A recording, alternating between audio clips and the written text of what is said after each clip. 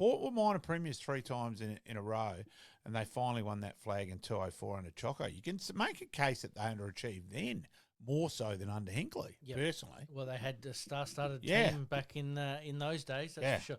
Port Adelaide obviously retired Charlie Dixon. Tom McCullen was delisted and Trent McKenzie retired. Not a lot to work with still. That's the problem, isn't it? And you potentially lose Houston. Yeah, lose Houston, and obviously big question mark on Marshall. So there's a few things still to, they need Lord to come through. They need Georgiadis to kick on.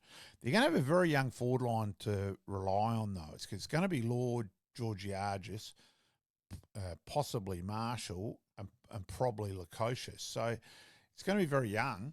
So, yeah. Where do you see Port finishing next year? Do you see them probably in that middle six? Yeah, that's where I sort of think they are. Do you see Adelaide being in that middle six? Probably a little bit still below. Okay. Personally, I think St Kilda, St Kilda, Collingwood, possibly Melbourne. Who knows with Melbourne, because they seem to have imploded a bit. So we've just got to wait and see. But St Kilda are the one. They've got a fair bit of reasonable youth.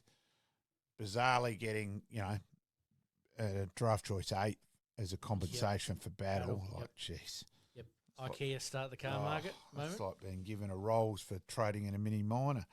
A reasonable player for draft choice 8, staggering.